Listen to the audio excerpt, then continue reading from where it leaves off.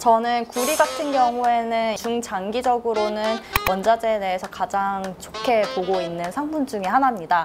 아무래도 이 신재생 에너지 그린 뉴딜 정책에 대한 구조적 수요 증가 요인 때문입니다. 구리 가격의 역사적 최고치는 계속해서 경신을 할 수 있다라고 이제 예상을 하고 있습니다. 근데 금이 거의 이제 신고가를 썼다가 지금은 조금 조정인 상황인데, 근데 저는 절대적으로 그렇다고 이제 금이 가격이 막 확 떨어질 것 같지는 않거든요.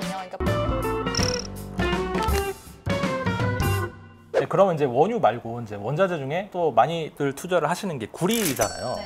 근데 구리는 사실 지금 역사적 신고가인데 과연 여기서 앞으로 더 오를 수 있을까? 구리 전망은 좀 어떻게 보세요?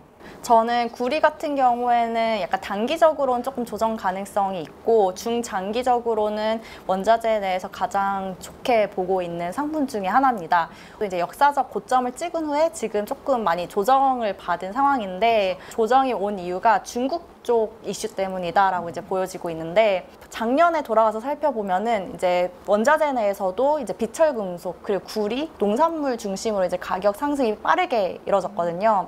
이제 그 이유 중에 하나가 아무래도 중국 정부 주도의 이제 투자가 있었기 때문인데, 최근에 이제 구리 가격이 이제 조정을 받기 시작하는 게 중국 수요 둔화에 대한 우려가 이제 조금 높아지기 시작하면서인데요.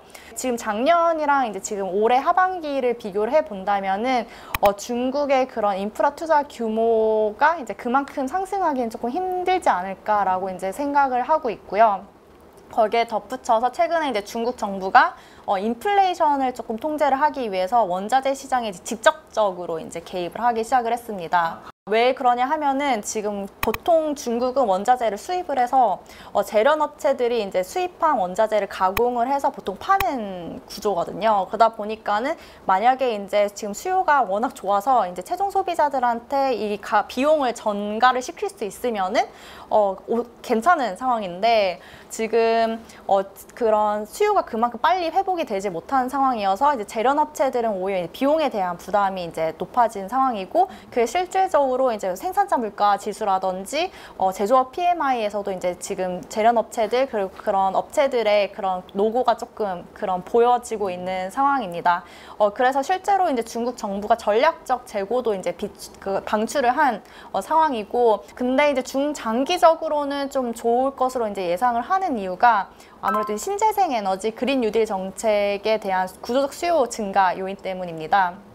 아무래도 지금 선진국 중심으로 그린 뉴딜 정책, 전기차 관련된 투자가 늘어나고 있는 상황인데, 특히 이제 구리 같은 경우에는 수요가 증가하는 거에 비해서 이제 공급이 부족할 상황이 조금 더 이제 그런 우려가 이제 커질 수 있을 것 같아요. 그러니까 칠레랑 페루가 차지하는 비중이 보통 40%인데 지금 현재 수준의 구리 가격에도 약간 생산업체들이, 광산업체들이 투자를 그만큼 늘리고 있지는 않은 상황이고.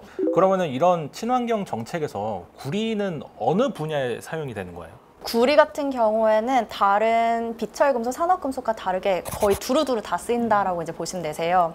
예를 들어서 전기차 배터리에도 쓰이고, 그리고 전기차 내에서도 쓰이고, 태양광에도 쓰이고, 이제 풍력에도 쓰이는데, 그 이유를 보면은 이제 구리가 보통 이제 열 전도성이 뛰어나고, 그리고 전기도 이제 잘 전달을 하다 보니까는 보통 이제 친환경 정책이라는 게 보통 전력을 많이 사용을 하잖아요.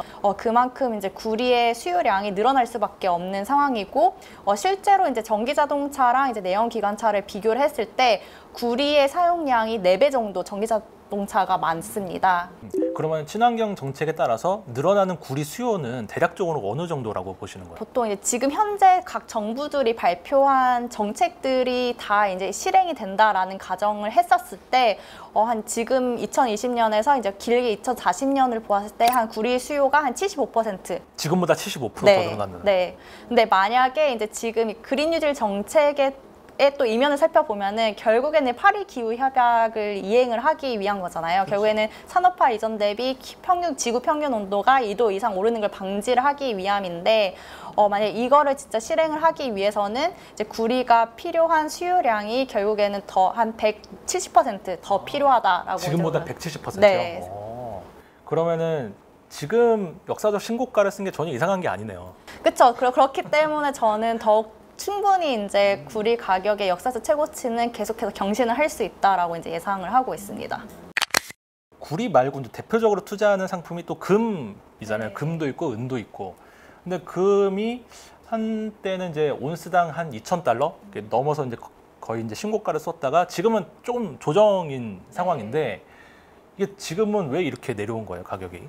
우선은 저는 가장 큰 요인으로 꼽을 수 있는 게 투자 환경이 변화되었다라고 이제 보여지고 있는데요. 우선 그러니까 군 가격이 역사적 고점을 찍었던 게 작년 8월이었거든요. 그때 당시를 살펴보면은 코로나로 인해서 약간 안전자산에 대한 수요가 절대적으로 조금 많았던 시기입니다. 근데 지금 현재랑 비교를 해보면은 지금 아무래도 뭐 변이 바이러스가 확산이 된다고 하더라도 우려감이 조금 안전자산에 대한 수요가 그때 당시보단 절대적으로 조금 줄어든 상황이고 6월 FOMC 이후로 조금 인플레이션의 우려도 조금 진정된 상황이고 거기에 덧붙여서 달러 강세도 조금 금 가격에 조금 부정적으로 작용을 했다라고 이제 보여지고 있습니다. 네.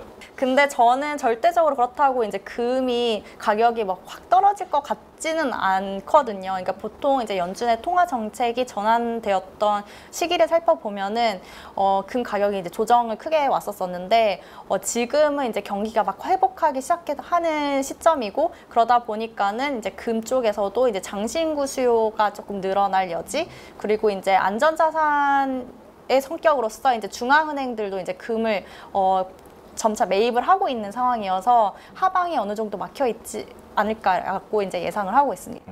그 금도 어느 정도 박스권 안에서 움직일 확률이 높겠네요. 혹시 비트코인이 최근에 잘 나갔다가 뭐 좀 빠지긴 했지만 비트코인을 많이 사다 보니까 금을 사람들이 안 사신 게 아닌가.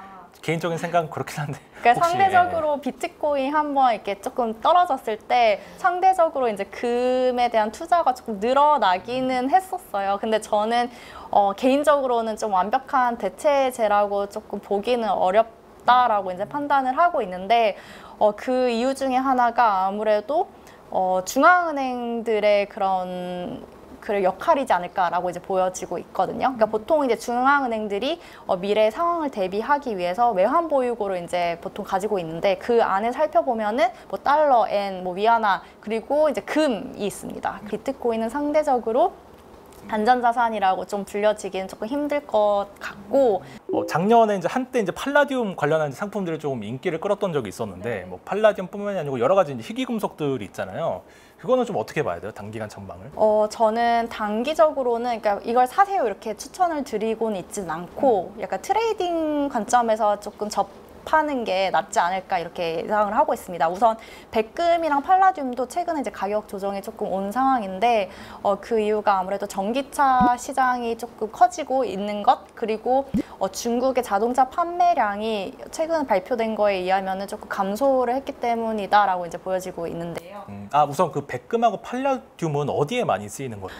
백금이랑 팔라듐 같은 경우에는 공통적으로는 이제 자동차 배기가스를 정화하는 장치라고 이제 보시면 되세요. 그것도 일종의 뭐 그린 뉴딜 관련한 네, 테마라고 봐야 되겠네요. 약간 저는 그래서 틈새 그린 뉴딜이라고 이제 말씀을 드리고 있는데, 그러니까 만약에 이제 그린 뉴딜 정책이 궁극적으로 실행이 된다면은 전기차 시장이 훨씬 더 커질 수밖에 없는데 전기차에는 백금이랑 팔라듐이 그렇게 많이 들어가진 않거든요. 그러니까 백금이랑 팔라듐은 이제 가솔린 자동차, 그러니까 내연기관 자동차, 그다음에 가솔린 디젤 쪽에 쓰이다 보니까는 그러니까 배기가스 규제가 강화가 된다든지 경기 회복으로 인해서 자동차 판매량이 늘어나는 지금과 같은 과도기 시점에는 매력적인데 이제 좀 미래로 보았을 때는 조금 수요는 좀 줄어들 수 있다. 그렇게 보고 있습니다.